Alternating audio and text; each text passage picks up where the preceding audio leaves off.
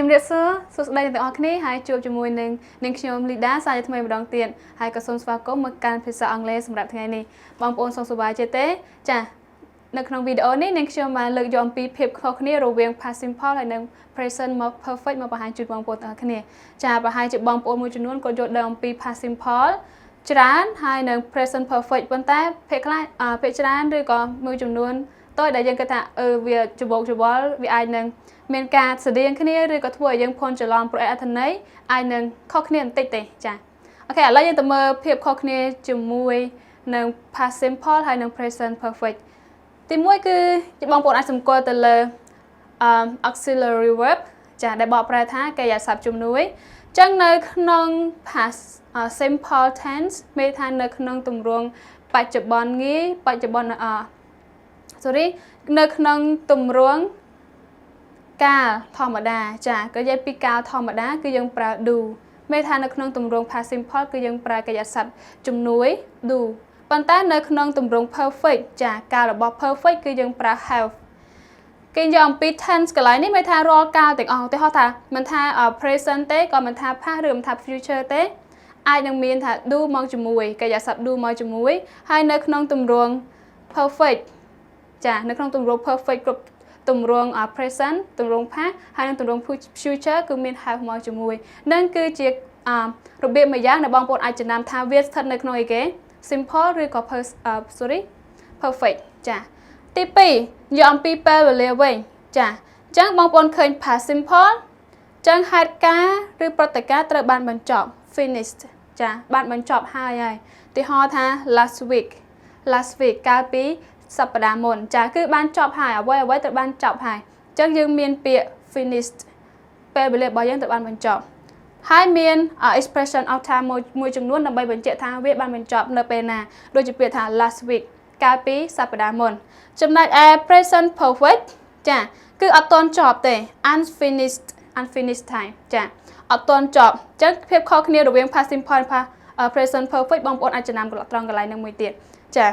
simple បានបញ្ចប់ហើយរួចរាល់ហើយចំណែក perfect អត់ទាន់បានបញ្ចប់នៅឡើយទេឧទាហរណ៍ថា this week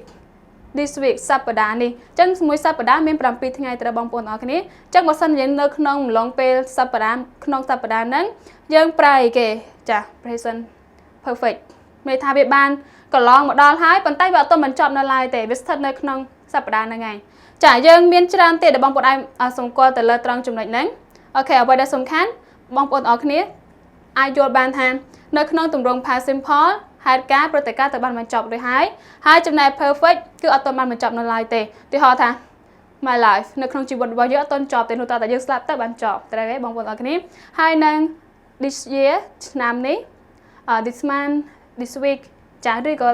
today តែម្ដងអូខេឥឡូវយើងទៅមើលពី expression of time មួយចំនួនដែលអាចជួយបងប្អូនទាំងអស់គ្នាបានដឹងថាប្រយោគហ្នឹងគឺស្ថិតនៅក្នុង past simple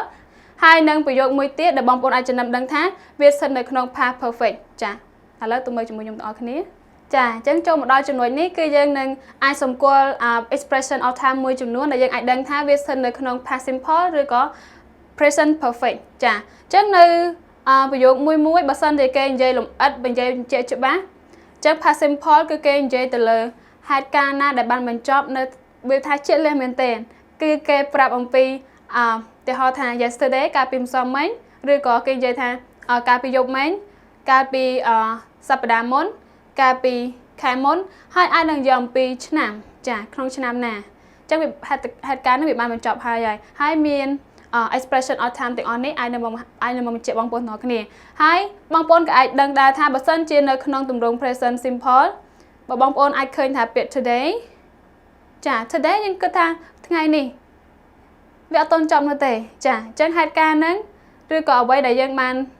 នធ្វើសកម្មភាពហ្នឹងគឺអត់ទាន់បានបញ្ចប់នោះទេលុះត្រាតែដល់ពេលថ្ងៃស្អែកទៅសកម្មភាពនឹងចប់អញ្ចឹងបានជាវាស្ថិតនៅក្នុង present perfect ចា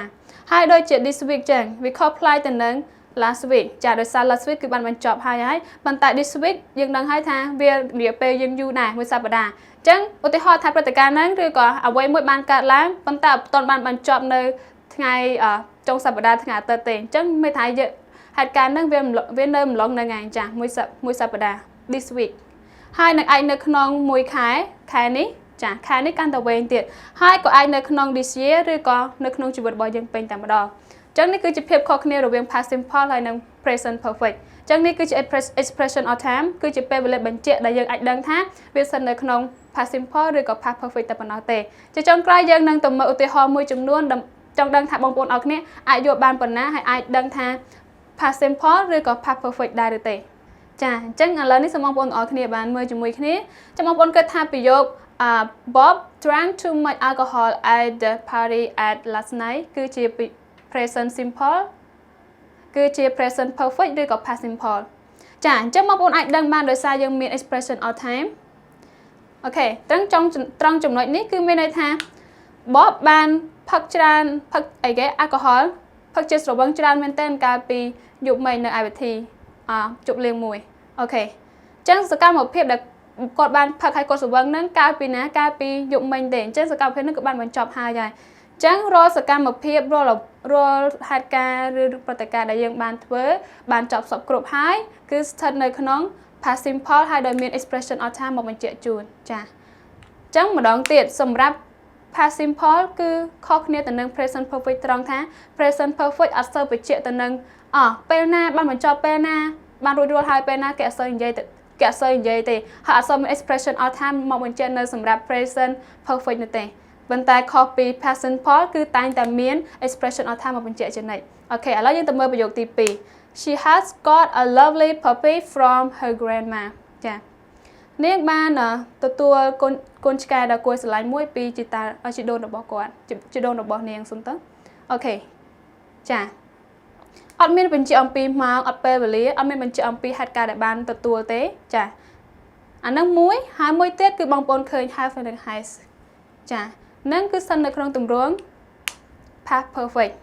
ចាអញ្ចឹងគឺវាស្ថិតនៅក្នុង present perfect right អូខេទី3 I have lost my coin ចាខាងក្រោយរបស់វាមានបញ្ជាក់ present expression of time ទេចាគឺអត់មានទេអត់បានប្រាប់ថាខ្ញុំបានបាត់កាក់របស់ខ្ញុំតាំងពីពេលណាគឺអត់បានប្រាប់ទេហើយមួយទៀតគឺយើងឃើញ have នៅក្នុងទម្រង់ present perfect ដែលបងប្អូនចាំអត់យើងមានអីគេដែលយើងមាន do សម្រាប់ simple tense ហើយនិង have សម្រាប់ perfect tense អូខេអញ្ចឹងគឺតែងតែមាន have មកចំណុចហើយមួយទៀតយើងមាន Nari didn't walk to school yesterday ចាគ្រាន់តែបងប្អូនឃើញពាក្យ yesterday expression of time ត្រង់កន្លែងនេះបងប្អូនអាចទាយដឹងថាវាជា past simple ចាងាយស្រួលមែនទេ The last one I haven't eaten yet ចា haven't eaten yet ក៏បង្ហាញអំពីពាក្យមួយដែលវាបានបញ្ចប់នៅឡើយទេនៅក្នុងទម្រង់ present perfect yet នៅឡើយទេចាអូខេចឹងខ្ញុំអត់ទាន់បានញ៉ាំអីនៅឡើយទេមេថាតាំងពីមុនរហូតដល់ឥឡូវនេះគាត់អត់ទាន់បានញ៉ាំអីនៅឡើយទេចឹងហេតុការណ៍ហ្នឹងវាអត់ទាន់បានបញ្ចប់ទេចាអត់ទាន់បានបញ្ចប់ទេលុះតែគាត់បានញ៉ាំហើយយើងចប់អត់ហើយប៉ុន្តែគេចង់បញ្ជាក់ថាតាំងពីមុនរហូតដល់ឥឡូវនេះខ្ញុំអត់ទាន់បានញ៉ាំអីទេចឹងមិនជាយើងប្រើទម្រង់ I haven't eaten yet រហូតមកដល់ពេលនេះគឺខ្ញុំអត់ទាន់បានញ៉ាំទេចឹង yet អូខេអញ្ចឹងសម្រាប់វីដេអូរបស់នាងខ្ញុំមិនមែនជាការបង្រៀនទេប៉ុន្តែគឺជាការយល់ដឹងមួយសម្រាប់បងប្អូនអាចចំណាំថាវាស្ថិតនៅក្នុងទម្រង់ past simple ឬក៏ present perfect តែប៉ុណ្្នឹងទេចាអញ្ចឹងជាចុងក្រោយនាងខ្ញុំ Lyda ក៏សូមអរគុណបងប្អូនទាំងអស់គ្នាសម្រាប់ការតាមដានវីដេអូរបស់នាងខ្ញុំចាជាចុងក្រោយនាងខ្ញុំ Lyda ក៏សូមអរគុណបងប្អូនទាំងអស់គ្នាហើយជួបគ្នានៅវីដេអូផ្សេងទៀតបាយបាយ